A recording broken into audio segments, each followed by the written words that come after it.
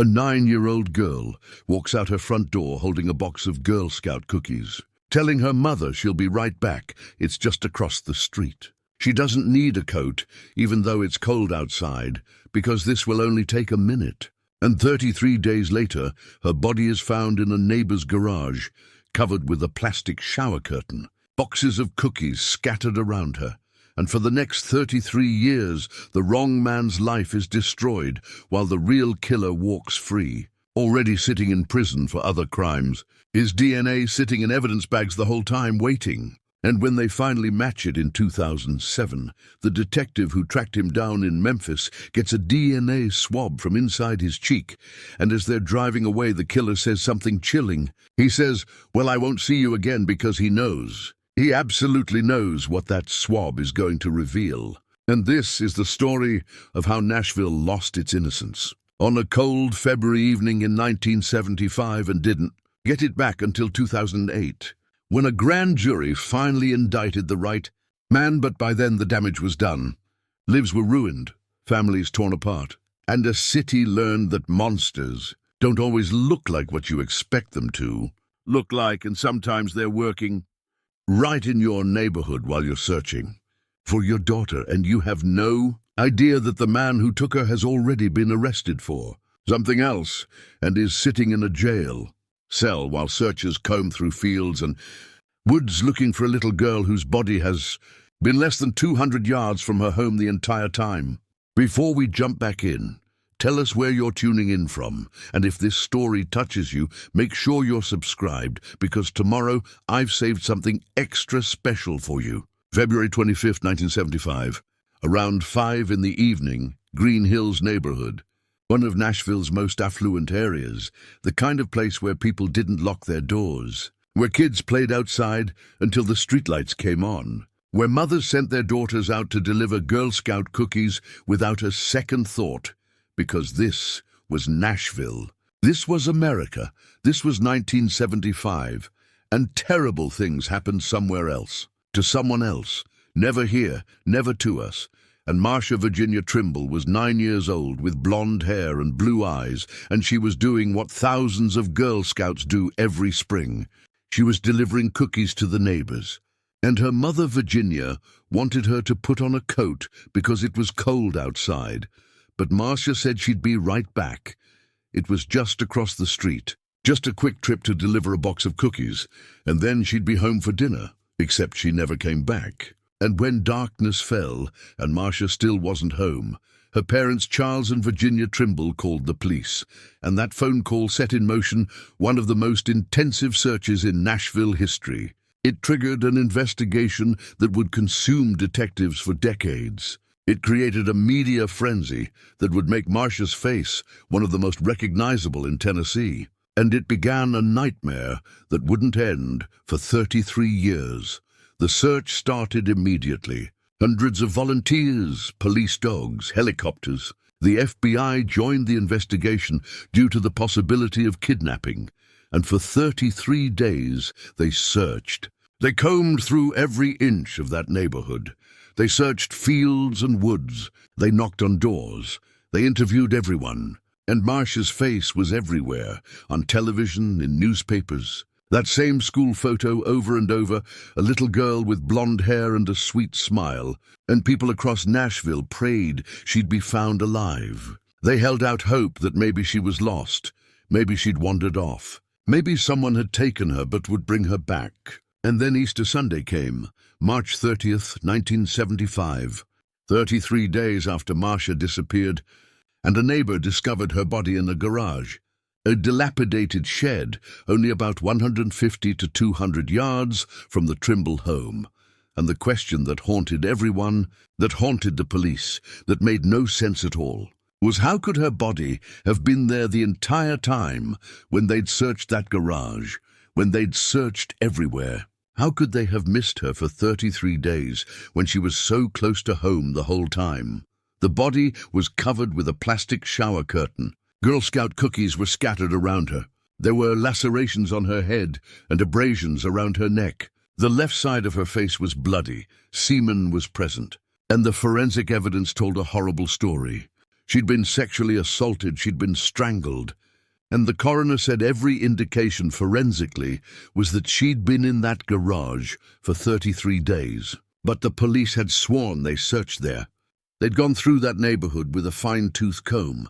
So how did this happen? And that question, that impossible contradiction, would become one of many mysteries in a case that had more questions than answers. And Easter Sunday, a day that's supposed to be about resurrection and hope, became forever associated in Nashville with the discovery of a murdered child. The news hit Nashville like a bomb. Television stations and newspapers had been covering the story for weeks. That same black and white school photo of Marcia had been flashed across screens for over a month. Everyone in the city knew her face. Everyone had been following the search. And when word came that her body had been found, people were devastated. Mothers cried, families held their children closer. And something fundamental changed in Nashville that day. Captain Mickey Miller of the Metro Nashville Police would later say, "In that moment, Nashville lost its innocence. Our city has never been and never will be the same again." Every man, woman, and child knew that if something that horrific could happen to that little girl, it could happen to anyone. And he was right, because this wasn't supposed to happen here. Not in Green Hills, not in an affluent neighborhood where people knew their neighbors. Not to a 9-year-old delivering Girl Scout cookies in broad daylight. And if it could happen to Marcia Trimble, it could happen to anyone, anywhere, anytime. The investigation became massive. Detectives worked around the clock. They interviewed hundreds of people. They collected evidence, they developed theories, and investigators searched the neighborhood, believing it likely that the murderer was a local resident. And that's when Jeffrey Womack entered the picture. He was 15 years old. He lived near the Trimble home. He was one of the last people to see Marcia alive. Trimble had come to Womack's house the day of her disappearance, and police attention soon focused on him with an intensity that would destroy his life for the next 3 decades. And here's where the tragedy compounds. Here's where a case that was already horrible becomes something even worse. Because police zeroed in on the wrong person. They became convinced Jeffrey Womack had killed Marcia Trimble. And for years, for decades, they pursued him relentlessly, even though they never had solid evidence. Even though the case against him was circumstantial at best. Even though, deep down, some of them must have known something didn't add up. Some kids in the neighborhood found Womack creepy, while others had no problems with him at all. A girl who'd been too sick to deliver cookies with Marcia said he'd sometimes been her babysitter, and he was a nice guy. But Womack was disheveled and sullen, and police quickly decided he was their man. And once they made that decision, they couldn't let it go. They became tunnel-visioned. They saw every piece of evidence through the lens of Womack's guilt. And what followed was years of harassment, years of surveillance, years of attempts to get Womack to confess to something he didn't do. And in 1977, when Womack was 17 years old and working as a busboy in a restaurant, the police sent an undercover officer into the restaurant to befriend him. They had this cop pretend to be his friend, tried to get close to him, tried to get him to say something incriminating. But they didn't get any incriminating evidence because there wasn't any to get, and Womack passed 2 polygraph tests. Police Captain Noble Brymer, who gave Womack the lie detector tests, said based on those tests, he would say the suspect was truthful. But even that wasn't enough to shake police off him. The pressure on Womack was relentless, constant, crushing. Imagine being a teenager and having police convinced you're a murderer. Imagine having your neighbors look at you with suspicion. Imagine trying to live a normal life while detectives are following you, while people whisper about you, while you know that law enforcement has decided you're guilty and they're just waiting for you to slip up. And in 1979, police finally arrested Womack and charged him with first-degree murder. 4 squad cars pulled up outside the Parkside Apartments on West End Avenue in the early morning hours of August 28, 1979, and brought him to juvenile headquarters. He was charged with first-degree murder and set free on $25,000 bond. And one of the officers who arrested him Sergeant Douglas Dennis told the Nashville Banner there was no doubt in his mind the suspect was guilty, but doubt is exactly what there should have been, because the case against Womack was weak. It was circumstantial.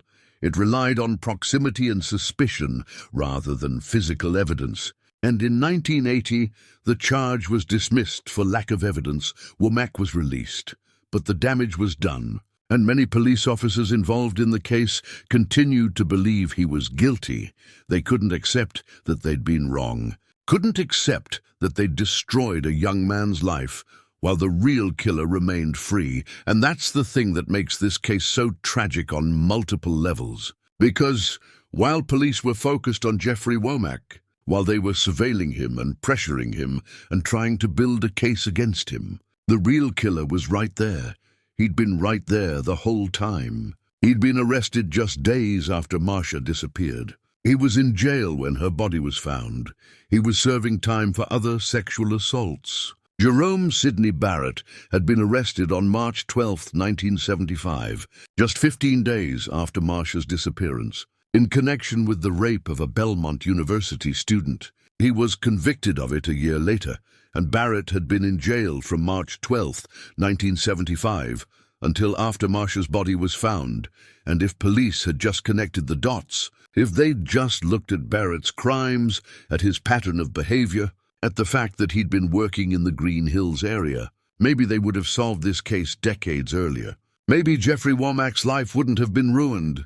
Maybe Virginia Trimble wouldn't have had to wait 33 years for answers. But they didn't connect those dots. Not in 1975, not in 1980, not for decades, and the case went cold. It became one of those notorious unsolved murders that haunts a city. After Womack's release in 1980, residents continued to be haunted by this unsolved murder.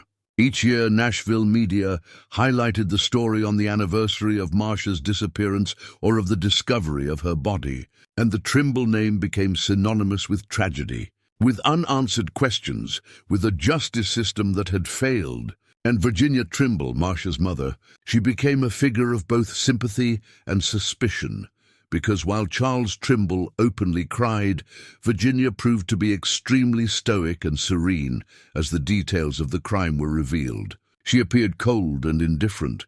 Some thought she might have been the murderer herself. Death threats appeared in her mailbox, and that's another layer of cruelty in this case. The way people turned on the victim's own mother because she didn't grieve the way they expected her to grieve. Because she held herself together publicly instead of falling apart, and even after decades passed, even after it became clear Virginia had nothing to do with her daughter's death, that grief and suspicion had taken its toll.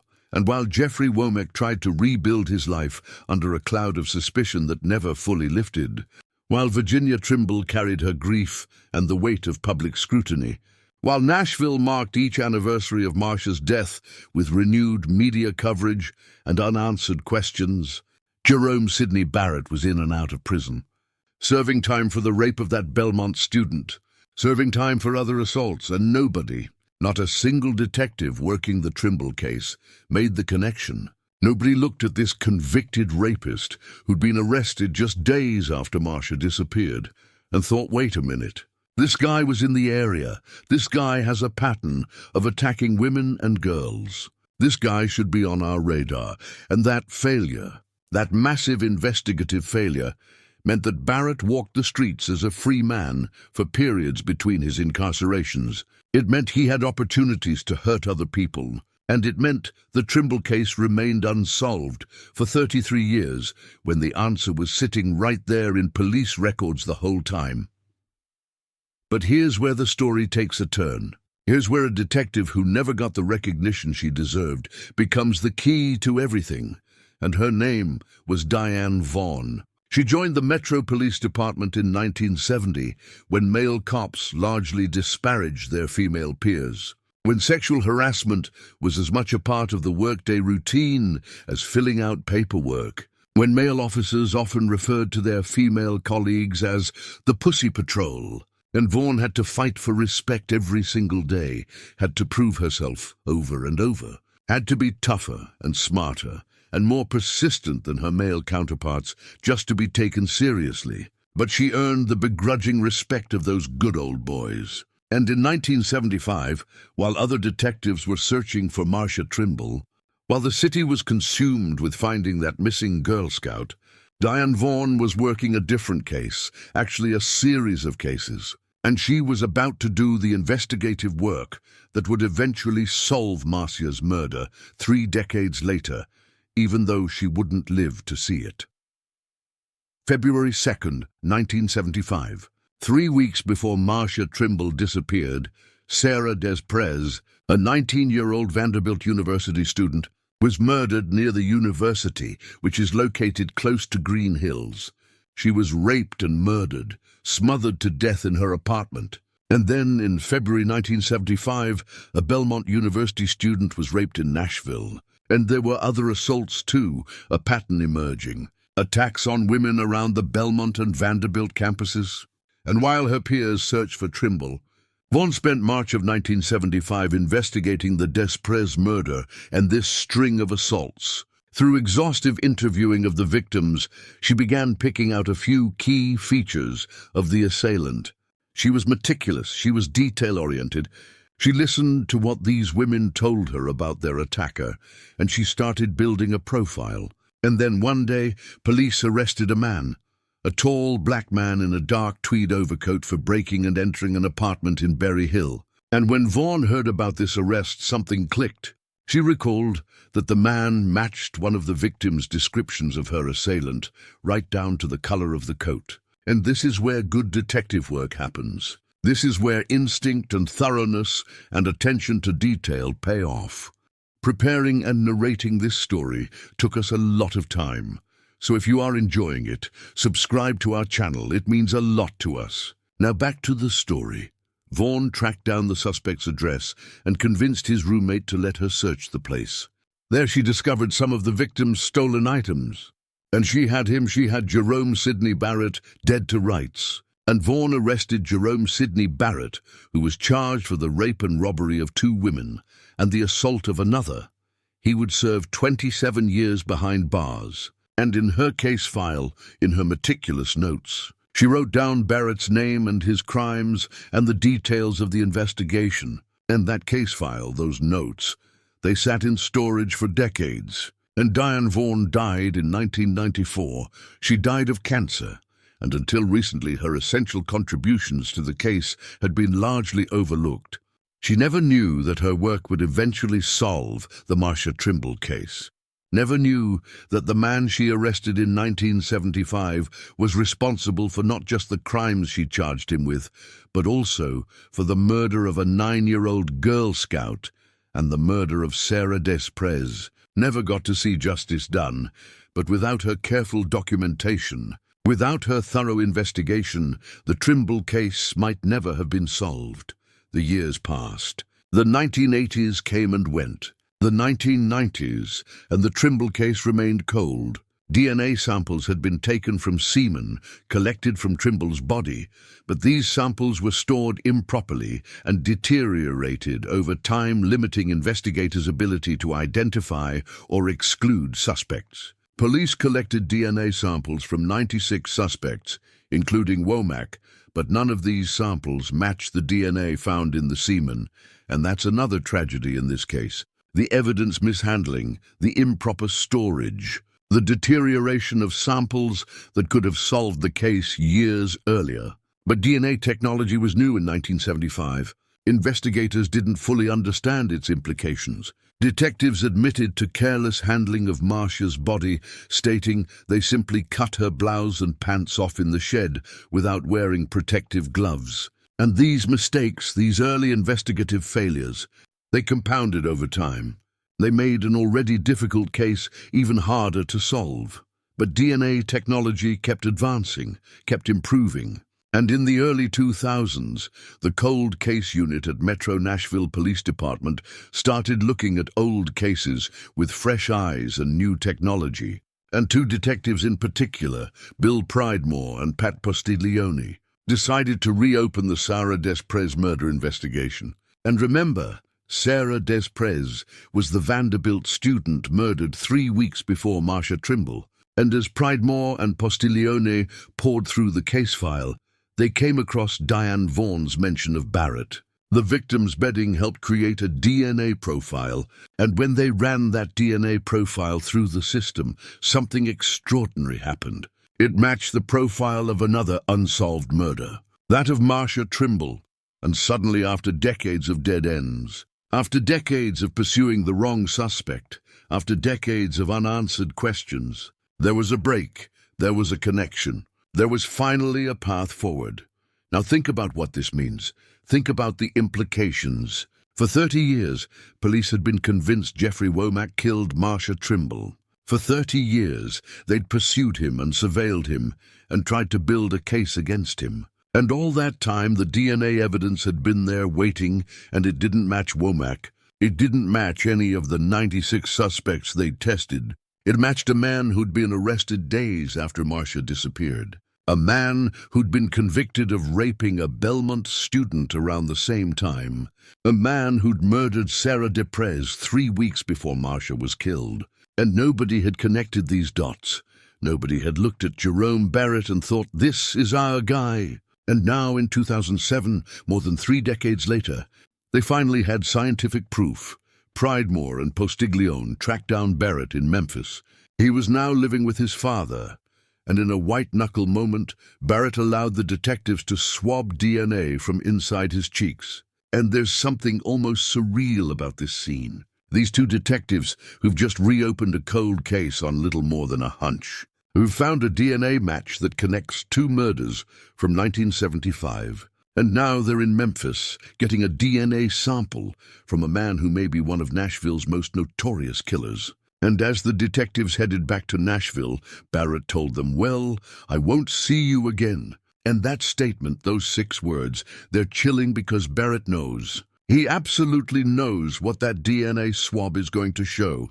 He knows the net is closing. He knows, after 32 years of getting away with murder, his past is catching up to him. And he's right, because when the lab results come back, they confirm what the detectives already suspected. Only Barrett's sample matched that of the assailant in the Desprez and Trimble murders. Pridemore and Postiglione, who'd reopened the investigation on a little more than a whim, had just cracked 2 cases in one moment with the able assist of a long-dead detective. December 3, 2007, Nashville television stations reported that DNA recovered from the Trimble crime scene matched that of Barrett. And the news hit Nashville like a thunderbolt after 32 years of waiting, after decades of suspicion falling on the wrong person, after all those anniversaries and news stories and cold case reviews. They finally had their answer. They finally knew who killed Marcia Trimble. And June 6, 2008, a Davidson County grand jury indicted Jerome Sidney Barrett on charges of first-degree murder and felony murder. He was 60 years old by then. Barrett had formerly been indicted and convicted for other assaults against women and children. At the time of Marcia's murder, Barrett had been working in her neighborhood. And that last detail, the fact that he'd been working in the Green Hills area, that helps explain how a black man in 1975 could have been in that all-white neighborhood without immediately standing out. But it still doesn't fully explain how he got to Marcia, how he managed to abduct and kill a 9-year-old in broad daylight in a busy neighborhood. And those questions, those mysteries about exactly how the crime happened, they would remain largely unanswered even after Barrett's conviction. Virginia Trimble, Marcia's mother, responded to the indictment announcement in a written statement. She wrote, "I praise God for the never-yielding investigation work of the Metro Police Department, as they joined with the District Attorney's Office may finally bring justice for Marcia and solve her murder. That has haunted us all for 33 years, and you can hear the relief in those words. The gratitude, but also probably the exhaustion. The weight of carrying this burden for 3 decades, of not knowing, of living with questions and suspicions and the constant public attention. And now, finally, she had an answer. Finally, she knew who killed her daughter. But knowing doesn't erase the pain, doesn't bring Marcia back, Doesn't give Virginia those 33 years of her life back. And what about Jeffrey Womack? What about the man whose life was destroyed by police tunnel vision? What about the teenager who became a suspect at 15 and remained under suspicion for decades? Who passed polygraph tests but still couldn't shake the cloud of suspicion? Who was arrested and charged and then released but never fully exonerated in the public eye? In 2007, DNA evidence exonerated Womack.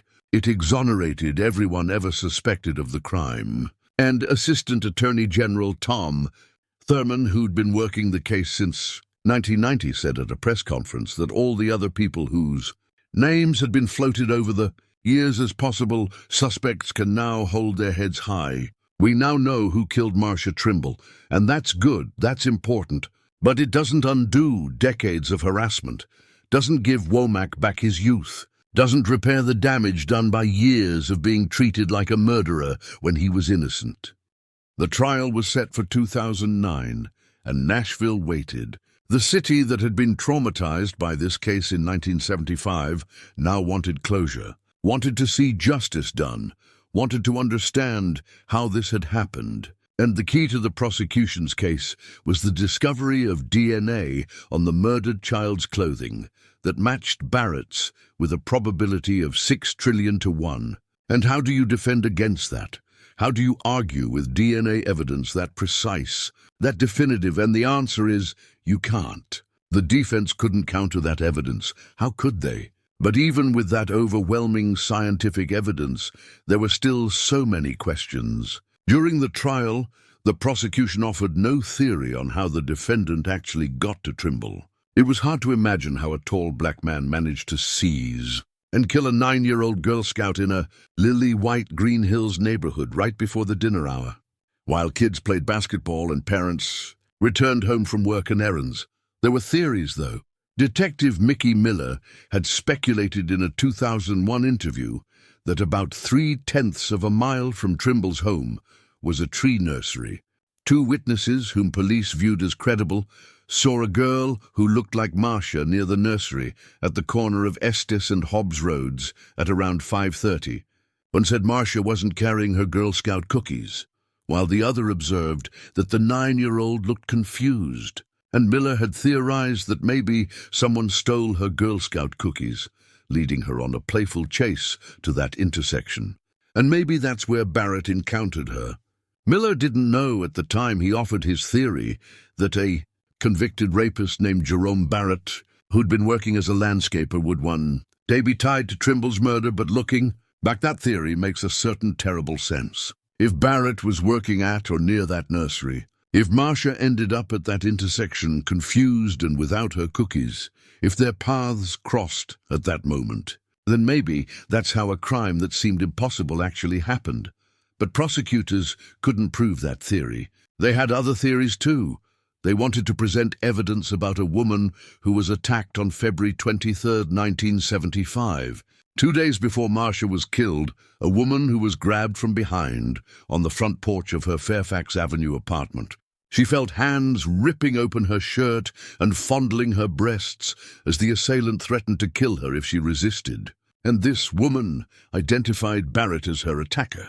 And here's the connection that made prosecutors think they understood how Barrett ended up in the Green Hills area. The parents of the woman attacked on Fairfax lived on Dorcas Drive, right behind the Trimble family home on Copeland Drive. So the theory was, Barrett had gone looking for this woman 2 days after attacking her. Maybe he'd found her name on mail in the mailbox, and while looking for her, he encountered Marcia Trimble instead. But Judge Steve Dozier ruled that prosecutors could not show the jury this evidence. He noted there's just no proof to support the state's new version of what happened. He accepted the defense argument that the prejudicial nature of having the woman testify about her attack would be too great, so the jury never heard about that attack, never heard a complete theory about how Barrett and Marcia's paths crossed. They just had the DNA evidence, the scientific proof that Barrett's semen was on Marcia's clothing. And that was enough. That had to be enough, because on July 18, 2009, after deliberating for nearly 7 hours on Friday and another 2 hours Saturday morning, A jury convicted Jerome Barrett, but not of first-degree murder as the prosecution had hoped. Instead, they found him guilty of second-degree murder, and the jury imposed a sentence of 44 years. And for a man who was already 61 years old, that was effectively a life sentence. He was already serving a life sentence for the murder of Vanderbilt student Sarah Desprez.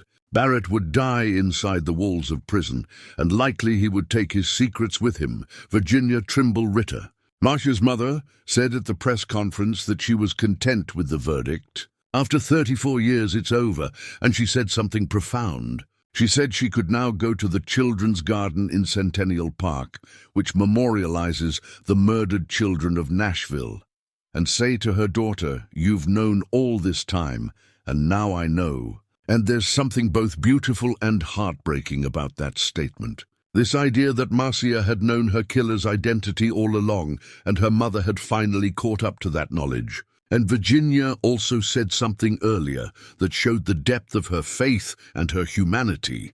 She said, even if they could ask for the death penalty, I don't know if I want him dead. I want to know what his faith is like. I want him to examine his faith, examine his soul. I'm connected with him if he killed my child. I'm bonded with him the rest of his life. And that's a level of grace and forgiveness that most people couldn't muster. To think about the spiritual state of your child's murderer, to feel a bond with him rather than just hatred. But here's what's haunting about the Barrett conviction. Here's what keeps this case from having a truly satisfying resolution. During questioning, Barrett said he did not rape her. He killed her. He said his DNA was on her but not in her. And Barrett allegedly told a fellow convict that he'd killed 4 blue-eyed bitches. And if that's true, if Barrett really killed 4 women or girls with blue eyes, then who were the other 2? Because investigators only charged him with 2 murders. Marcia Trimble and Sarah Desprez. So were there other victims out there? Other families who never got answers? Other cold cases that should have been connected to Barrett? And now he's in prison for life, and he's not talking, and those secrets are locked away. And that's the thing about cold cases solved decades later. Yes, you get justice. Yes, you get answers to some questions. But you also realize how many other questions will never be answered, how many opportunities were missed, how many other crimes might be connected. And then there's the institutional failure, the systemic problems this case exposed in the Nashville Police Department.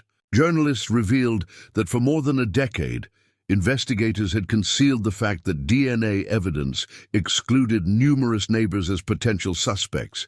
And that's not just an oversight. That's not just a mistake. That's an active cover-up. That's withholding exculpatory evidence. And it meant that people like Jeffrey Womack remained under suspicion even when DNA evidence had already cleared them. It meant the investigation stayed focused in the wrong direction for years. And you have to ask why. Why would investigators conceal that information? Was it because they were so invested in their theory about neighborhood suspects that they couldn't admit they were wrong? Was it because they didn't want to publicly acknowledge their mistakes? Was it because changing course would have required them to question decades of assumptions and investigative work? The case also highlighted how DNA technology changed criminal investigations. In the early years of the investigation, the use of DNA evidence was new, and investigators did not thoroughly understand its implications. Investigators were not sure the DNA evidence was conclusive for excluding suspects, and that's understandable given the time period. DNA analysis was in its infancy in 1975, but by the 1990s and 2000s, the technology had advanced dramatically, and old cases that had seemed unsolvable suddenly became solvable.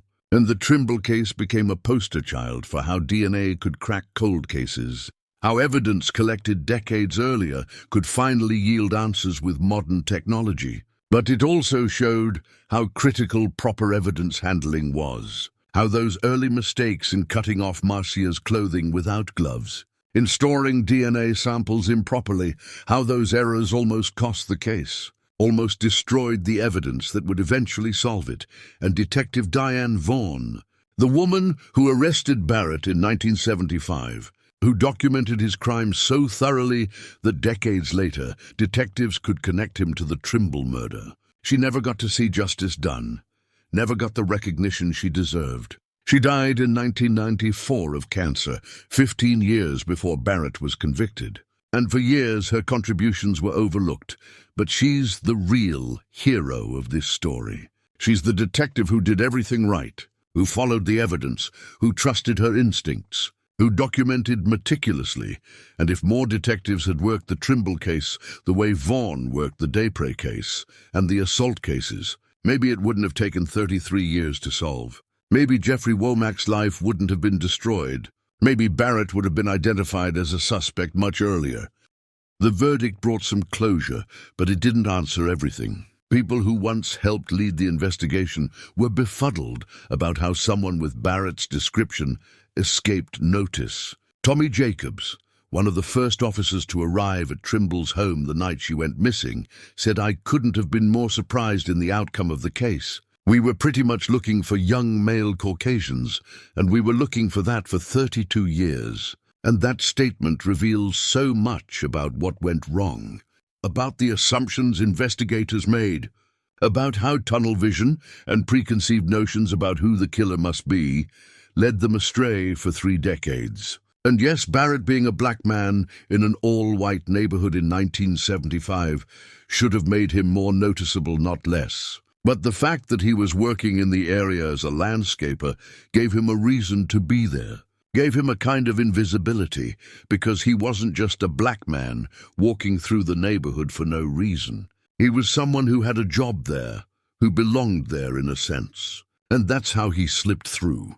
The community reaction to Barrett's conviction was complex. There was relief, yes, finally an answer. Finally justice for Marcia. Finally vindication for Jeffrey Womack and all the others who'd been wrongly suspected. But there was also anger, frustration at how long it took, at the investigative failures, at the tunnel vision that led police to harass an innocent teenager for decades, while the real killer was right there in their files. And there was sadness, too, because the case had left Nashville traumatized, had caused residents to change their daily living habits and look over their shoulders, had made them realize safety had fled from the city, and each man, woman, and child knew that if a horrific crime had stolen the life of a little girl, it could happen to anyone. And even with Barrett convicted, that sense of lost innocence couldn't come back, because once you know that monsters exist, once you know that terrible things can happen in nice neighborhoods to innocent children, you can't return to the naivety of thinking it could never happen here. The Trimble family had been shattered by the murder. When a beloved child dies, or worse, is murdered, marriages may not survive the stress. Family members may develop serious health and mental problems and may suffer from premature death. And Charles Trimble, Marcia's father, he's since passed away. Virginia remarried and moved away. And the old, dilapidated shed where Marcia's body was found was torn down many years ago. And the neighborhood looks different now, but people say it's much the same, eerily quiet. And if you drive through there today, you can imagine what it was like that February night in 1975, when the portable light towers went up and the army of reporters and police invaded that calm, quiet neighborhood. When everything changed forever. Barrett's conviction didn't end the legal proceedings. Barrett later petitioned for post-conviction relief, claiming his trial attorney was ineffective and requesting independent DNA testing. Écrit sur statut de honnête, trying to fight the conviction, trying to find some angle to overturn it. But the DNA evidence was overwhelming. 6 trillion to 1 odds. How do you argue with that? And he lost those appeals, and he remains in prison. And unless he decides to talk, unless he decides to confess to everything, to explain exactly how he got to Marcia that day, to reveal whether there really were other victims, those secrets will die with him. And that's the frustrating reality of criminal justice sometimes. You can get a conviction, you can put someone away for life, but you can't make them tell you everything, can't force them to give you complete closure. And that brings us to the broader implications of this case, the lessons learned or maybe not learned. Because here's the uncomfortable truth. The Marsha Trimble case exposed massive failures in the criminal justice system, but those failures keep happening. Tunnel vision keeps destroying innocent lives. DNA evidence keeps exonerating people who spent decades under suspicion or even in prison. And we keep acting surprised when it happens again. And the reality is that once investigators decide someone is guilty, they see everything through that lens. Every piece of evidence gets interpreted to fit their theory, and contradictory evidence gets ignored or explained away or hidden. And Jeffrey Womack's destroyed life is testament to that. He was a convenient suspect because he lived nearby, because he was one of the last people to see Marsha alive, because he was a teenager who some kids found creepy, and that was enough for police to decide he was guilty. And once they made that decision, they couldn't let it go, even when the evidence didn't support it, even when he passed polygraph tests, even when years went by without them being able to build a solid case. And think about the resources wasted. Think about the thousands of hours detectives spent surveilling Womack, interviewing him, trying to get him to confess, sending undercover officers to befriend him. All that time and energy and taxpayer money spent pursuing the wrong person, while the real killer was right there in their files, already convicted of related crimes, already in the system. And if they'd just looked at the big picture, if they just stepped back and said, okay, we have a murdered girl, we have a murdered Vanderbilt student 3 weeks earlier, we have multiple sexual assaults in the same general area around the same time, maybe these are connected. Maybe we should be looking at sex offenders who were active in the Green Hills area in February 1975. And Jerome Barrett would have been right there at the top of that list, because he'd been arrested on March 12, 1975, for the rape of a Belmont student that occurred on February 17th, just 8 days before Marsha disappeared. But they didn't make that connection, didn't look at the pattern, didn't see what in hindsight seems obvious. And that's because they'd already decided it was Womack. And that decision blinded them to other possibilities. And this is a pattern you see in wrongful conviction cases over and over. Police fixate on a suspect early, then they stop investigating. They stop looking at alternatives. They just try to build a case against the person they've already decided is guilty. And the adversarial nature of the American justice system actually encourages this, because once you've arrested someone and charged them, you're committed. You're invested. Backing down means admitting you were wrong, means potentially facing civil liability, means looking incompetent. So there's institutional pressure to stick with your original theory, even when evidence contradicts it. And the media plays a role too. The same black and white school photo of Marsha Trimble was flashed across TV screens and newspapers for weeks, for years, on every anniversary. And that constant media attention creates its own pressure on police to solve the case, to make an arrest, to give the public someone to blame. And sometimes that pressure leads to good police work, leads to cases being solved that might otherwise go cold. But sometimes it leads to rushing to judgment, to settling for the most convenient suspect rather than the actual perpetrator. And in the Trimble case, the media attention was so intense, the public demand for answers so great, that police felt compelled to focus on Womack even when their evidence was weak. Because they needed to show the public they were doing something, they needed a suspect. And Womack fit the profile they'd created, even if the facts didn't fully support it. The case also highlights the progress in DNA technology and forensic science. Because in 1975 DNA analysis barely existed, investigators admitted to careless handling of Marsha's body. They simply cut her blouse and pants off in the shed without wearing protective gloves. And by modern standards, that's shockingly sloppy. That's contaminating a crime scene. That's potentially destroying evidence. But in 1975, they didn't understand DNA the way we do now. Didn't know that microscopic traces of biological material could identify a killer decades later, with probability ratios in the trillions. And the samples that were collected were stored improperly. They deteriorated over time. And it's almost miraculous that enough usable DNA survived to eventually match Barrett, because it could have easily been lost entirely. And if that had happened, the case might never have been solved. Jeffrey Womack might still be under suspicion. Virginia Trimble might have died without ever knowing who killed her daughter.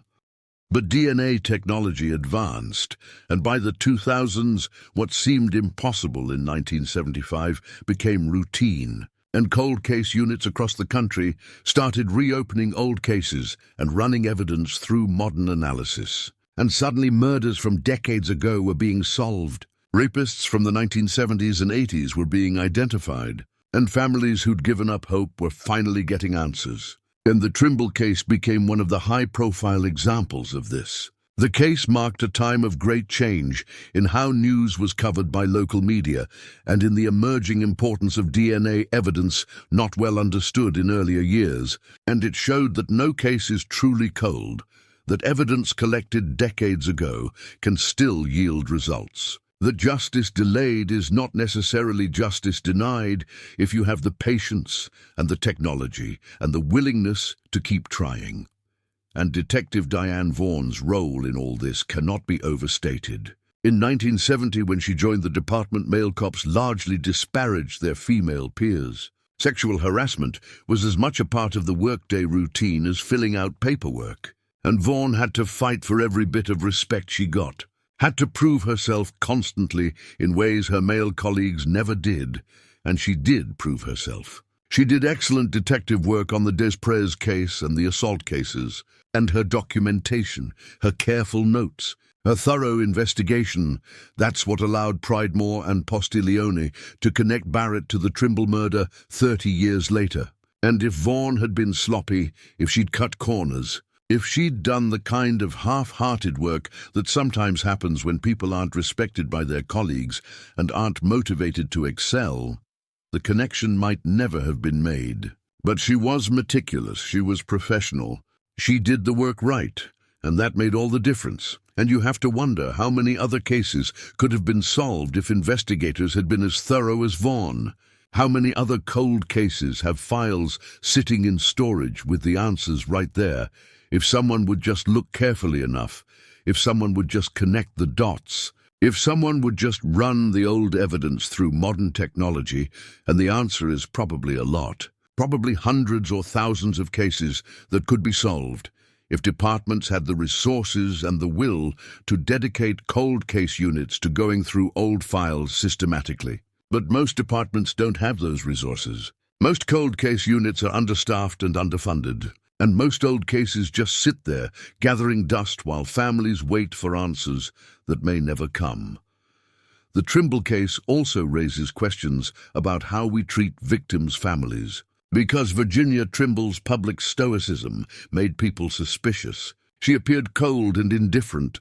Some thought she might have been the murderer herself. Death threats appeared in her mailbox, and this is something that happens over and over in high-profile cases. The public and media scrutinize how family members grieve. And if they don't grieve the expected way, if they're too calm or too composed or too stoic, people get suspicious. People start whispering that maybe they're involved. Maybe they're guilty and it's cruel.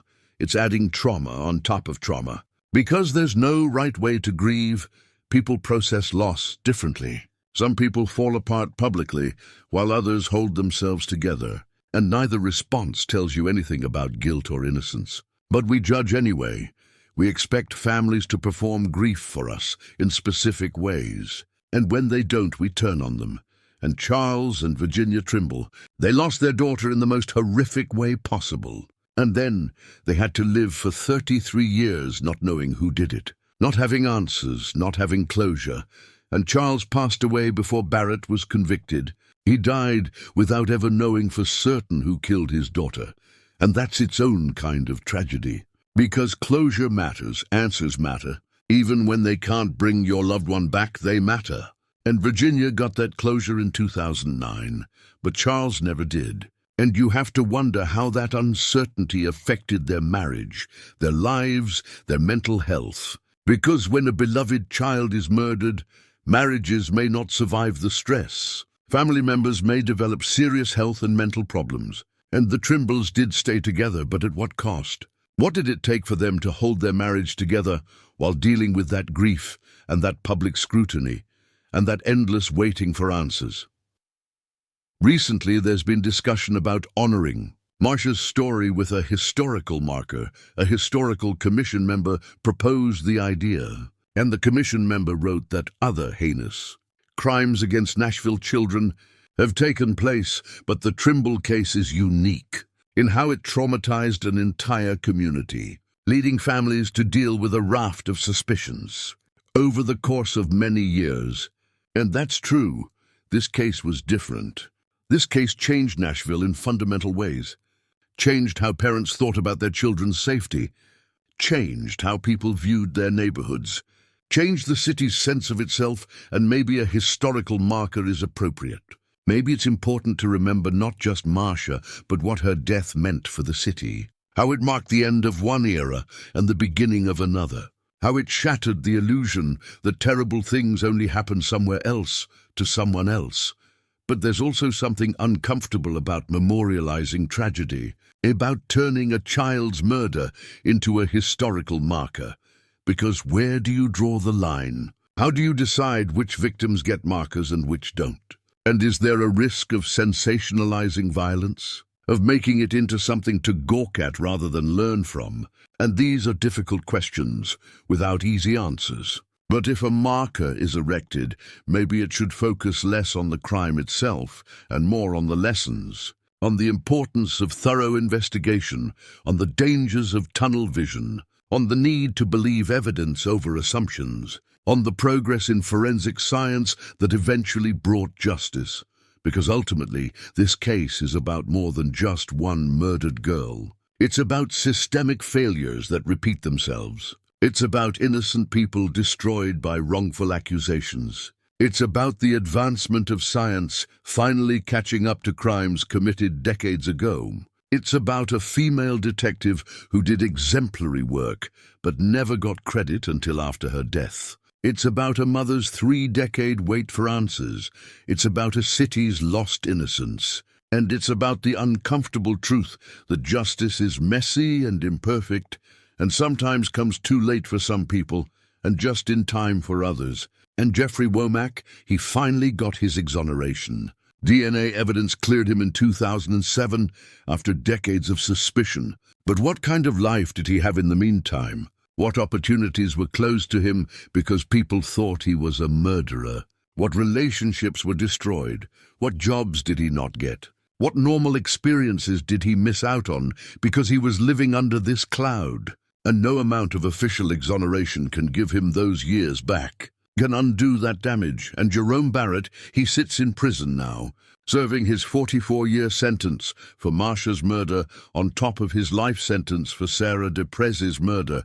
And he's in his late 70s now, if he's still alive, and he's never given a full confession, never explained exactly how he encountered Marcia that day, never revealed whether there really were other victims, those 4 blue-eyed bitches he allegedly bragged about killing. And so even with him convicted and imprisoned, there are still gaps in the story, still unanswered questions. Still families out there who might have lost daughters or sisters or mothers to Barrett without ever knowing it, without ever getting justice. And that's the thing about serial offenders. They often have more victims than we know about, more crimes than they're ever charged with.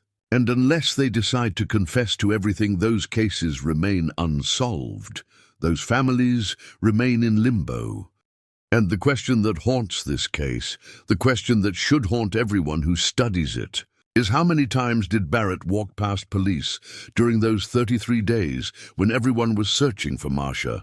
Did he see the search parties? Did he see the news coverage? Did he see Marsha's face on television knowing he'd killed her? Did he walk past detectives who were so focused on Jeffrey Womack that they never looked twice at this convicted rapist who'd been working in the neighborhood? And the answer is probably yes, probably many times. Because Barrett had been in jail from March 12, 1975, 15 days after Marcia's disappearance, until after Marsha's body was found, which means for the first 15 days of the search he was free. He was out there. He could have been watching the investigation unfold, watching police focus on the wrong person, watching Virginia and Charles Trimble's anguish, and he said nothing, did nothing, just let them suffer while he knew the truth. And this speaks to the psychology of these offenders. The coldness, the lack of empathy, the ability to watch people in pain and feel nothing, or worse, to feel satisfaction, to enjoy the power of having this secret knowledge. And Barrett was already a convicted rapist by 1976. He'd already shown he was capable of violence against women. He'd already demonstrated a pattern. And yet he got out of prison eventually, got released. And there's no indication he committed other murders after his release, but who knows? Who can say for certain? And that's another failure of the system, that someone with Barrett's history could ever be released, could ever have another opportunity to hurt someone, because the evidence of what he was capable of was right there in his criminal record, in Diane Vaughan's careful documentation of his crimes, in the pattern of violence against small women and girls. The Trimble case became a teaching case, a cautionary tale used in police academies and forensic courses to illustrate what can go wrong in an investigation, to show the dangers of tunnel vision, to demonstrate the importance of proper evidence handling, to highlight how DNA technology can solve cold cases. And that's valuable, that's important. That means Marsha's death led to improvements in how cases are investigated, led to better training, led to fewer Jeffrey Womacs having their lives destroyed by police fixation on the wrong suspect. But it's cold comfort for the people directly affected. It doesn't undo the damage, doesn't bring Marsha back, doesn't give Virginia those 33 years of not knowing back, doesn't restore Jeffrey Womac's reputation or Charles Trimble's life, and Nashville itself, the city that was fundamentally changed by this case. It's a different place now. It's grown enormously. It's become a destination city with tourism and country music and bachelorette parties on Broadway. And most of the tourists peddling those party bikes through downtown have never heard of Marsha Trimble, have no idea that 50 years ago this city was traumatized by the murder of a Girl Scout, have no connection to that history. And maybe that's fine. Maybe cities move on. Maybe new generations don't need to carry the weight of old tragedies. But there are still people in Nashville who remember, people who were teenagers when Marsha disappeared, and remember it like it was yesterday. Remember the same black and white school photo flashed across TV screens for weeks. Remember their mothers crying when Marsha's body was found. They learned the world wasn't safe, and there's a children's garden in Centennial Park, a memorial to murdered children of Nashville, and Marsha is remembered there. And Virginia said after the conviction that she could finally go there and tell her daughter, "You've known all this time, and now I know." And that image is powerful. This mother visiting a memorial garden to talk to her murdered daughter, to tell her that finally, after 33 years, the mystery is solved. Finally, they know who did it. Finally, there's justice. And it's heartbreaking and beautiful at the same time. Heartbreaking that it took so long, that Virginia had to carry that burden of not knowing for so many years. Beautiful that she maintained hope, that she lived to see justice done, that she could have that conversation with her daughter, even if only in spirit. And the broader question this case raises is whether there's ever really closure when a loved one is murdered. Because yes, Virginia got answers. Yes, she knows who killed Marsha. Yes, Barrett is in prison, but does that heal the wound? Does that fill the hole left by a 9-year-old's death? Does that give her back the life she could have had if Marsha had lived? If Marsha had grown up, had graduated from high school and college, had gotten married, had given Virginia grandchildren, all those missed experiences, all those moments that should have happened but didn't, because Jerome Barrett strangled a little girl in a garage in 1975. And the answer is no. Justice doesn't fix that. Punishment doesn't undo that. Knowing who did it doesn't bring Marsha back. And maybe closure is a myth we tell ourselves. Maybe the best we can hope for is answers and accountability, but the pain never fully goes away. The loss never gets filled. You just learn to live with it. and Detective Terry McElroy, who investigated the case for years, a charter member of the city's murder squad who dug into the grisly details of as many as 1,000 homicide cases, and Pat Postiglione and Bill Pridemore, who reopened the case and connected the DNA, and all the other detectives who worked this case over 3 decades. Some of them believed in Womack's guilt and were wrong. Some of them had doubts but couldn't convince their colleagues. Some of them made mistakes in evidence handling that almost cost the case, and they all have to live with that. Have to live with knowing they spent years pursuing the wrong person while the right person was sitting in prison for related crimes. Have to live with knowing their tunnel vision let Barrett remain undetected for so long. And that's a heavy burden for investigators to carry, especially the ones who genuinely believed they were doing the right thing, who thought they were protecting the community by focusing on Womack, who couldn't see past their own assumptions. The case also intersects with issues of race that were never fully addressed. Because detectives were looking for young male Caucasians in a white neighborhood, and Barrett was a black man, and there's a tendency to assume interracial crimes are random stranger attacks, to not look for black suspects in white neighborhoods unless there's an obvious connection, and in 1975 that assumption was even stronger than it is today. Racial profiling cut both ways. Police profiled black men as suspects in certain types of crimes, but didn't profile them as suspects in others. And Barrett slipped through partially because he didn't fit the profile investigators had created, but also because he had a legitimate reason to be in the area as a landscaper. He wasn't out of place in the same way he would have been if he'd just been walking through the neighborhood. And this speaks to how assumptions about race and class and geography can shape investigations in ways that aren't always helpful, in ways that sometimes let guilty people escape detection. 50 years later, as we approach the half-century mark since Marcia Trimble walked out her front door with a box of Girl Scout cookies and never came back, the case remains a touchstone for Nashville, a crime that changed the city forever, that marked a before and after, that divided the city's history into the innocent time when people didn't lock their doors, and the fearful time after when everyone became more cautious, more suspicious, more aware that terrible things could happen anywhere to anyone. And you can argue whether that loss of innocence was inevitable, whether Nashville would have changed anyway as it grew and developed, whether one crime can really transform an entire city's character. But people who lived through it say yes, absolutely yes, this case changed everything, changed how they thought about safety, changed how they raised their children, changed their relationship with their community and their neighbors. And somewhere, Jerome Barrett sits in a prison cell, an old man now, decades removed from that cold February evening in 1975 when he encountered a 9-year-old Girl Scout and made a choice that destroyed multiple lives, his own included eventually, a choice that set in motion decades of investigation and heartbreak and wrongful accusation and finally justice. And does he think about Marcia Trimble?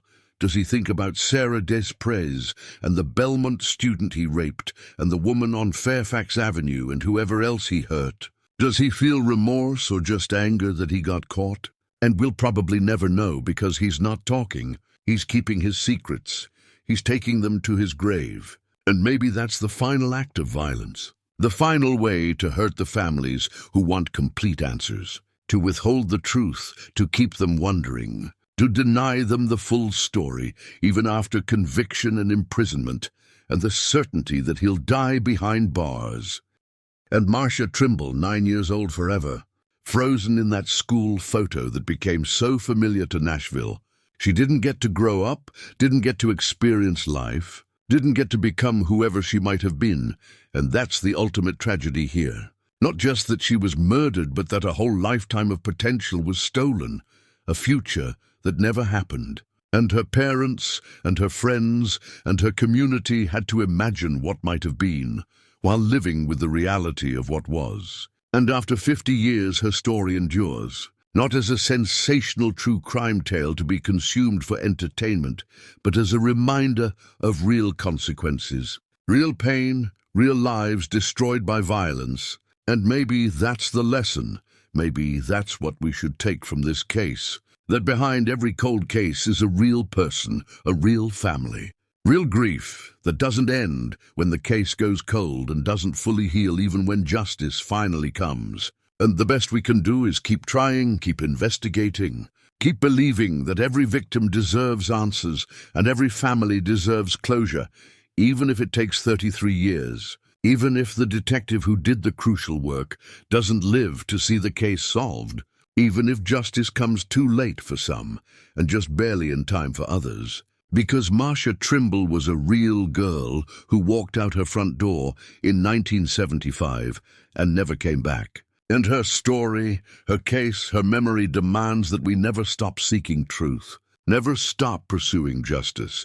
Never give up on the victims, no matter how cold the case gets. And here's what makes this case even more devastating, even more infuriating, because Jerome Barrett didn't just kill Marcia Trimble. Sarah Desprez was a 19-year-old Vanderbilt freshman when she was found suffocated in her off-campus apartment in February 1975. 3 weeks before Marcia disappeared, 23 days to be exact. And Sarah Desprez had her whole life ahead of her, too.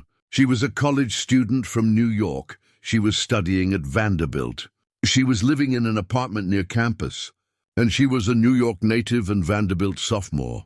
And on February 2nd, 1975, someone broke into her apartment and raped her and suffocated her and left her dead. And the investigation into her murder ran parallel to the Trimble investigation, but nobody connected them. Nobody looked at these two murders happening within weeks of each other, just a few miles apart, and thought maybe this is the same killer. Maybe we should be looking for connections. And that failure, that inability to see the pattern, it meant Barrett got away with Sarah's murder for 34 years, just like he got away with Marcia's for 33. And Detective Diane Vaughn. She suspected Barrett in the Desprez murder too. While she was building a case against Barrett for the rapes and assaults, Vaughn also looked into the rape and murder of Sarah Desprez, suspecting Barrett as the assailant here too. She persuaded the DA's office to obtain a court order to retrieve his hair samples.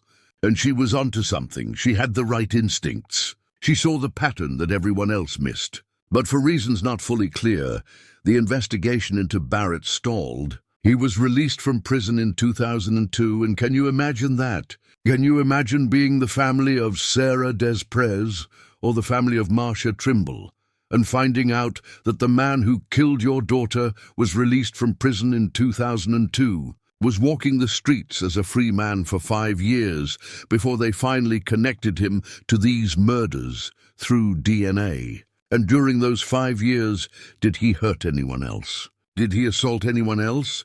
Because men like Barrett don't stop. They don't rehabilitate. They don't suddenly become safe just because they've done time. And when they finally tried Barrett, it was actually for the Desprez murder first. The trial came before the Trimble trial.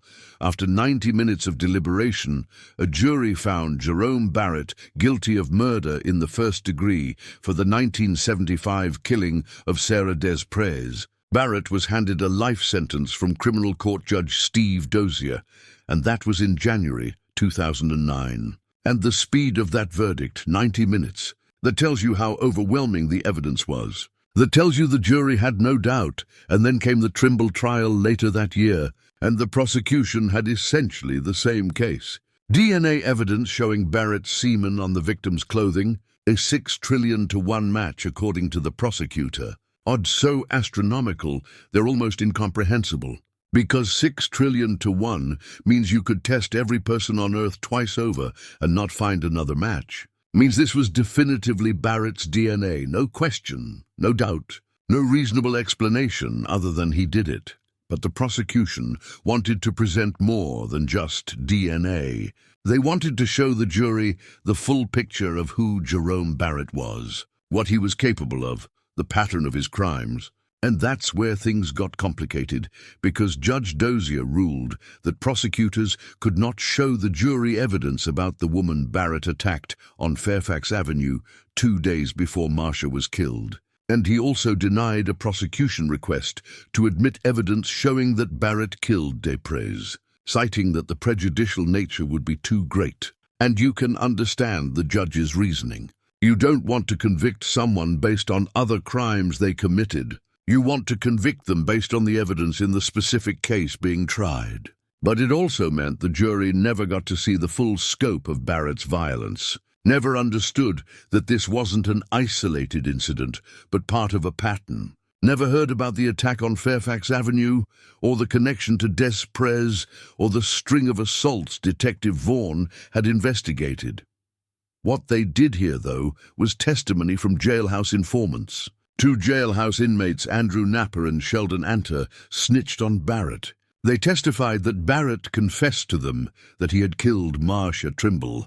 According to Anter, Barrett made at least 4 separate confessions in a Davidson County jail, on the roof, in a recreation room watching TV, in the jail cells, and also in the shower, and Judge Dozier granted a motion to allow Sheldon Anter to testify about statements Barrett made during angry confrontations with fellow prisoners. Anter was allowed to testify that Barrett said he had killed people, but not to give the specific quotes in which Barrett allegedly said he had killed 4 people and had killed blue-eyed bitches. And jailhouse informant testimony is always problematic, always questionable, because these are people who have something to gain from testifying. They're often hoping for reduced sentences or better treatment. They have incentives to lie or exaggerate, but in this case, the informant testimony was corroboration. It was supporting evidence alongside the DNA. It wasn't the foundation of the case, but additional confirmation that Barrett was the killer. And that phrase, blue-eyed bitches, that phrase that Anter couldn't quote directly to the jury, but that investigators heard.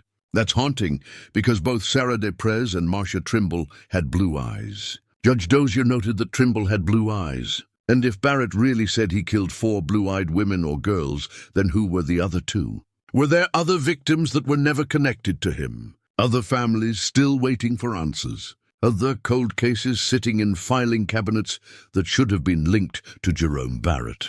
And both Desprez and Trimble died from strangulation, and semen was found on their blouses in each case.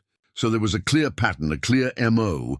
Barrett targeted small women and girls. He strangled them. He left his semen on their clothing. And if there were 2 other victims with blue eyes who died the same way, then somewhere out there are families who still don't have justice, who still don't know what happened to their loved ones. And Detective Postiglione noted that the woman attacked on Fairfax Avenue was petite in stature, just under 5 feet, just over 100 pounds. And Sarah Desprez was also of small stature. Neither of these grown women was much larger than Trimble, who was 9 years old. So Barrett had a type.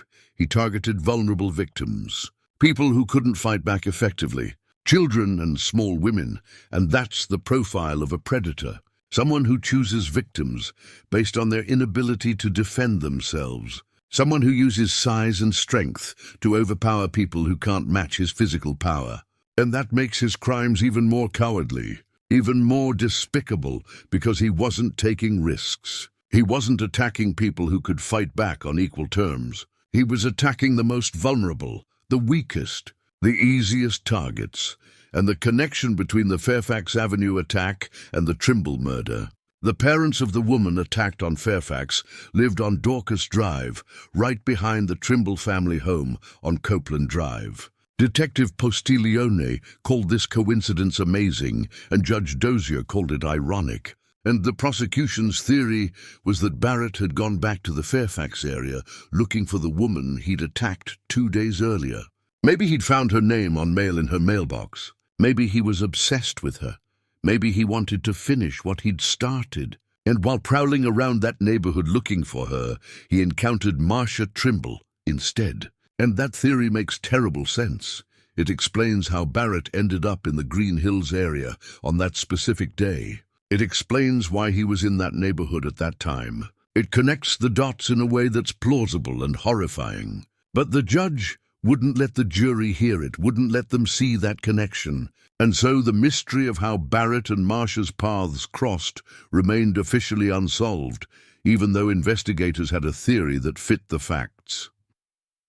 Think about the woman on Fairfax Avenue. Think about what she went through. Barrett attacked her on her own front porch, grabbed her from behind, ripped open her shirt, threatened to kill her if she resisted, and she survived. She fought him off, or he fled, or something interrupted him. And then, 2 days later, while she was recovering from that trauma, while she was probably still terrified and looking over her shoulder, Barrett was out there killing a 9-year-old girl.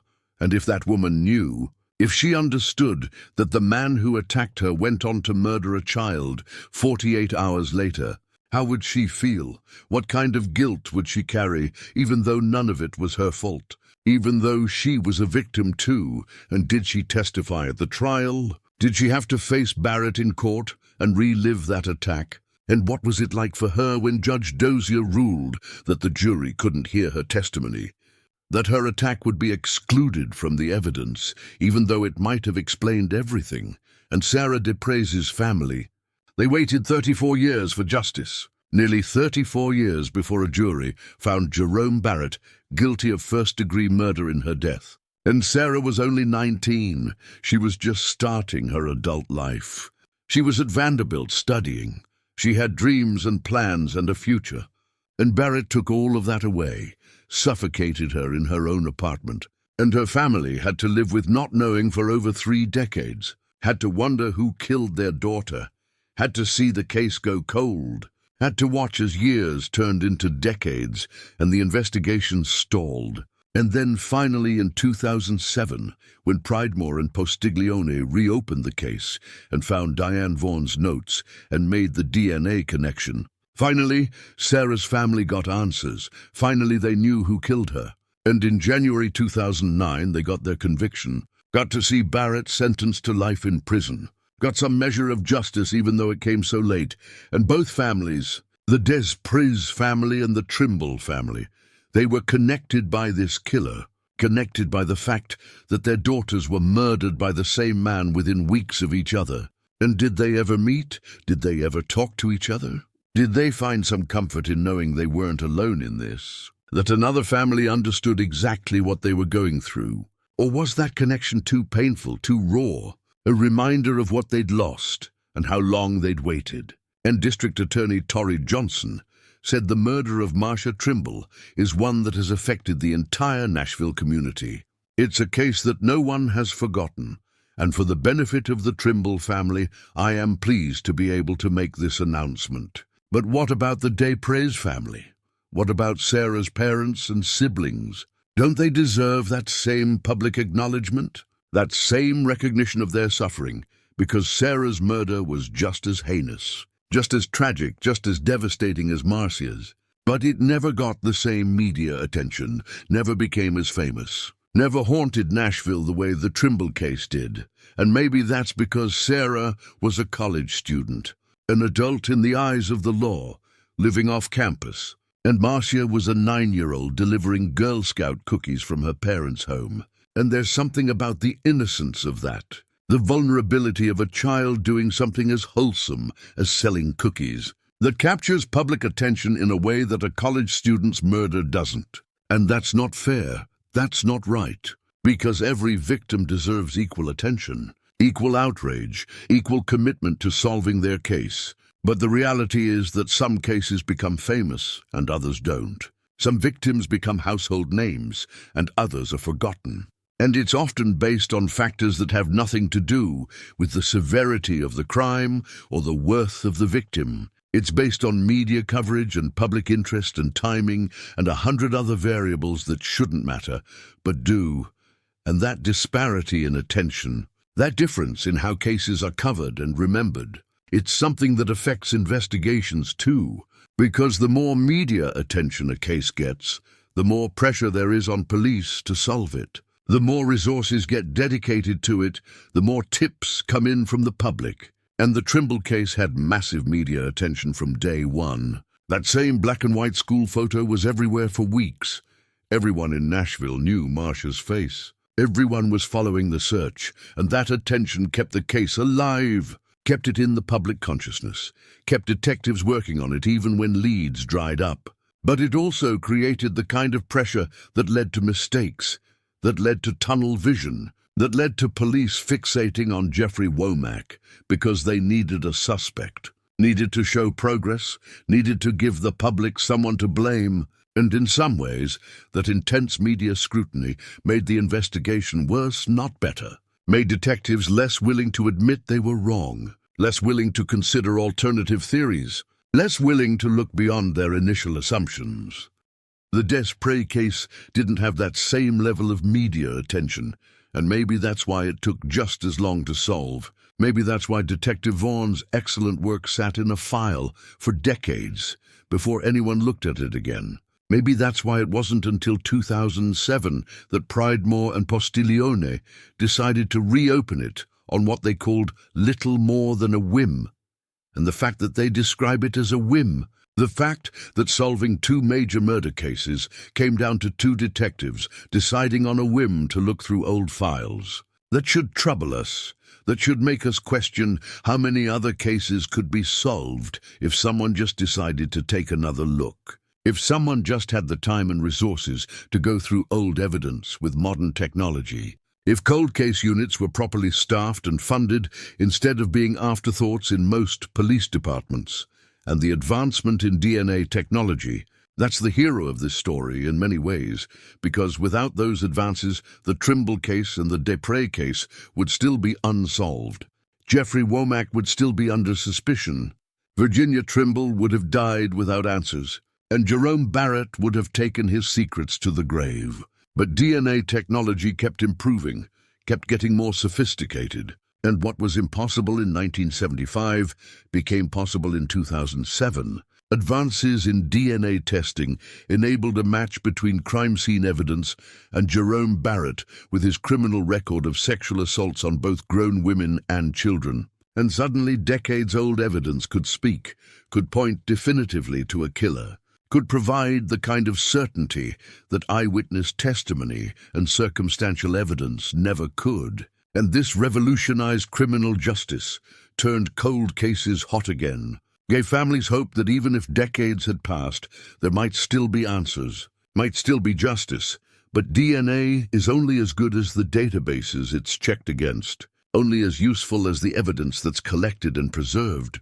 And in the Trimble case, DNA samples were stored improperly and deteriorated over time. Detectives admitted to careless handling of Marsha's body, cutting her clothes off without gloves, and those mistakes almost cost everything, almost destroyed the evidence that would eventually solve the case. And that's a lesson every investigator needs to learn, that proper evidence handling isn't bureaucratic red tape. It's the difference between solving a case and losing it forever. It's the difference between justice and impunity. And if the Trimble case teaches us anything, it's that every crime scene should be treated with the assumption that technology will advance, that evidence collected today might not be fully analyzed for decades, that what seems insignificant now might be crucial later. And think about what this case cost Nashville as a city, not just in terms of the investigation, not just the thousands of hours of detective work and the resources dedicated to solving it, but in terms of the collective trauma, the fear, the loss of innocence. Captain Mickey Miller said in that moment Nashville lost its innocence. Our city has never been and never will be the same again. And that's not hyperbole, that's not exaggeration. Because before Marsha Trimble, people in Nashville really did believe their children were safe, really did let kids play outside unsupervised, really did send 9-year-olds to deliver cookies without fear. And after Marsha, that changed. Parents became more protective, more paranoid, more aware of danger, and you can argue whether that's good or bad, whether it's realistic awareness or unhealthy fear.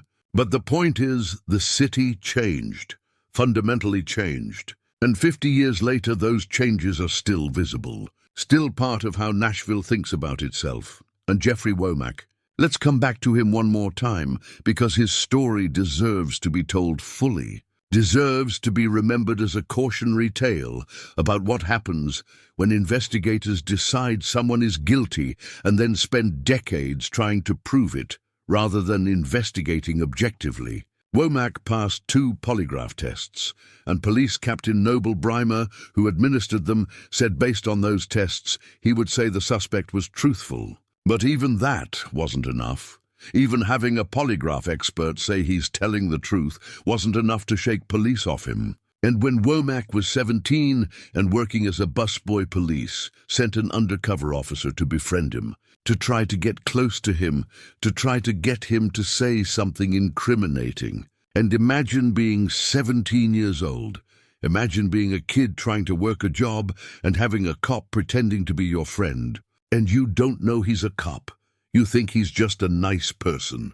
And he's trying to manipulate you into confessing to a murder you didn't commit. And then in 1979, they arrested him.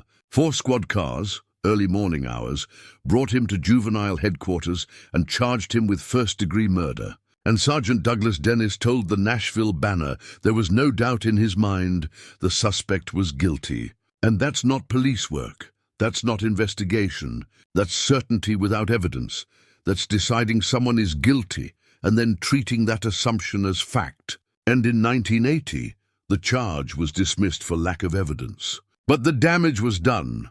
Womack's reputation was destroyed, and many police officers involved in the case continued to believe he was guilty even after the charges were dropped, continued to treat him like a murderer, continued to surveil him and harass him.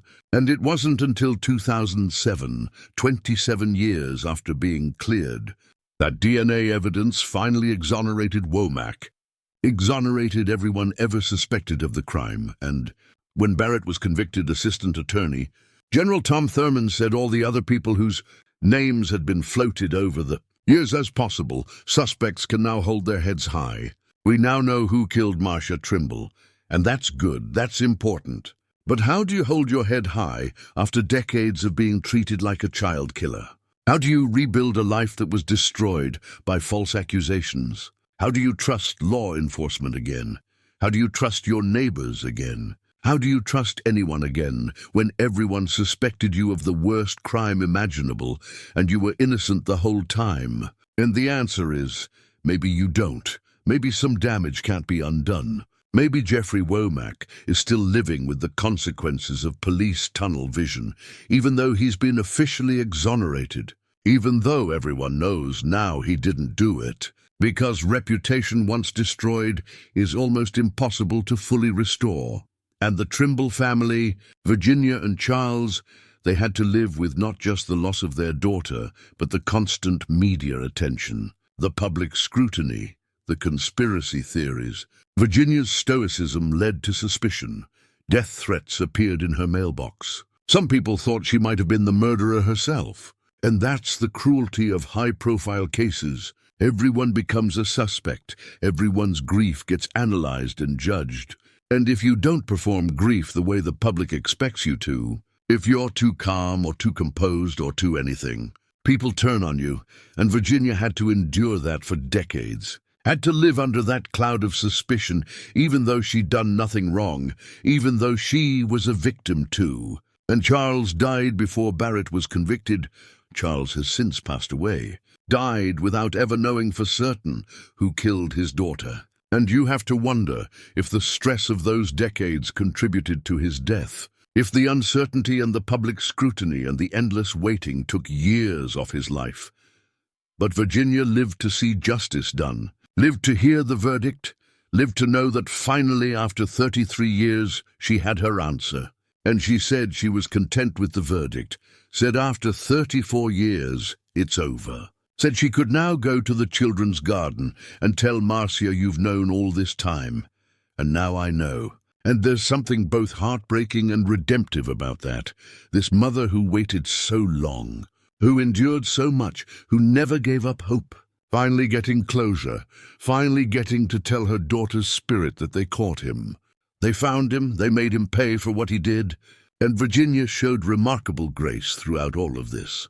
She said even if they could ask for the death penalty, I don't know if I want him dead. I want to know what his faith is like. I want him to examine his soul. I'm connected with him if he killed my child. I'm bonded with him the rest of his life. And that level of forgiveness, that ability to see the humanity even in a monster, that's extraordinary. And Jerome Barrett, he's still alive as far as we know, still in prison, now in his late 70s or early 80s, serving his life sentence for Des Pres and his 44-year sentence for Trimble. And barring some extraordinary reversal, he'll die in prison. And good, that's what should happen, that's justice. But the frustration is that he never fully confessed, never explained exactly how he encountered Marcia that day, never revealed whether there really were other victims, never gave the families complete closure, never showed remorse. And that's typical of these offenders. They maintain control by withholding information. They keep their secrets because it's the last bit of power they have. And so even with Barrett convicted and imprisoned, there are still gaps in the story. Still questions that will never be answered unless he decides to talk, and there's no indication he ever will. And Detective Diane Vaughan, she died of cancer in 1994, 15 years before Barrett was convicted.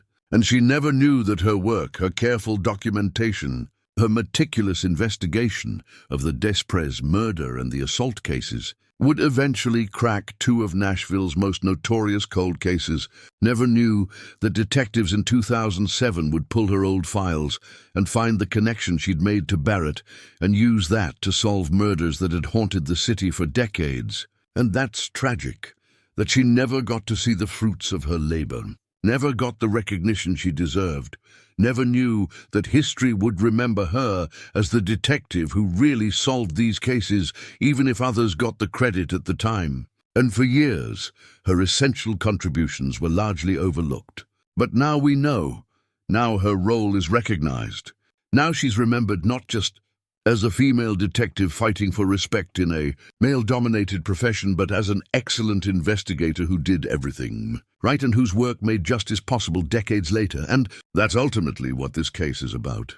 It's about justice delayed but not denied. It's about science catching up to crimes committed in an era when DNA analysis barely existed. It's about families who never gave up hope even when decades passed without answers. It's about detectives who kept working cold cases even when the odds of solving them seemed impossible.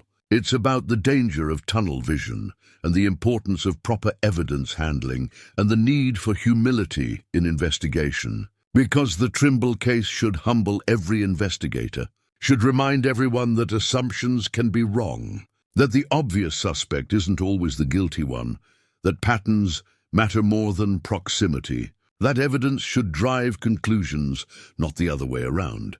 There's discussion now about erecting a historical marker to honor Marcia's story, and the commission member who proposed it wrote that the Trimble case is unique in how it traumatized an entire community, leading families to deal with a raft of suspicions over the course of many years. And maybe that marker should be erected. Maybe it's important to remember. But let it be a marker that teaches, that warns, that reminds future generations not just about the crime, but about the failures, about the innocent people who were wrongly accused, about the detective whose work was overlooked because she was a woman, about the advancement of science that made justice possible, about the cost of losing innocence and the price of fear and the long wait for truth. Because 50 years later, that's what the Marcia Trimble case represents. It's not just about a murdered Girl Scout, it's about everything that came after. The ruined lives, the wrongful accusations, the missed connections, the scientific breakthrough, the perseverance of families, the work of unsung heroes, the failures of the justice system and its eventual redemption. And it's about Nashville itself. A city that was fundamentally changed by one crime on one cold February evening in 1975. A city that learned monsters exist even in nice neighborhoods. That terrible things can happen to innocent children. That safety is an illusion and innocence can be lost in an instant. And once you know that, once you learn that lesson, you can never unlearn it, never return to the way things were before. And that's the lasting legacy of Marcia Trimble, Not just a solved murder case, but a changed city, a changed understanding of the world, a before and after moment that still echoes 50 years later, and somewhere in a prison cell, Jerome Barrett sits with his secrets. And somewhere Jeffrey Womack lives with the scars of decades of false accusation. And somewhere Virginia Trimble Ritter carries the weight of a loss no parent should endure. And in Centennial Park, there's a children's garden where murdered children are remembered, where Marsha's name is memorialized alongside others who died too young. And if you visit that garden on a quiet day, you can almost hear the echo of all those lost possibilities, all those futures that never happened, all those what-ifs and might-have-beens. And you remember that behind every cold case, behind every unsolved mystery, behind every eventually solved decades-old murder, there are real people, real families, real lives destroyed or changed or put on hold while waiting for answers. And the Marcia Trimble case, solved in 2008 after 33 years, is their story, all of their stories, the victim and her family, the wrongly accused and his destroyed life, the detective who did brilliant work but died before seeing justice, the other victim, Sarah Desprez, whose murder got less attention but was equally tragic, the city that lost its innocence and never got it back, and it's a story that should haunt us, should teach us, should remind us that justice matters, that truth matters, that every victim deserves answers no matter how long it takes, and that sometimes the most important work in criminal justice isn't dramatic or glamorous. It's just careful documentation, proper evidence handling, willingness to reconsider assumptions, and the patience to wait for technology to catch up to. Crimes that seemed unsolvable when they happened, but became solvable, with time and persistence and DNA analysis that could identify a killer with 6 trillion to 1 certainty. That's the story of Marcia Trimble. That's the story of Nashville 2008, when a cold case from 1975 was finally solved. That's the discordant note that Music City heard and can never unhear, the sound of innocence shattering, the echo of a 9-year-old walking out her front door with Girl Scout cookies and never coming back, and the delayed but eventual resolution that brought some justice, some closure, some answers, but could never bring back what was lost that cold February evening 50 years ago. Up next, you've got 2 more standout stories right on your screen. If this one hits the mark, you won't want to pass these up. Just click and check them out. And don't forget to subscribe and turn on the notification bell so you don't miss any upload from us.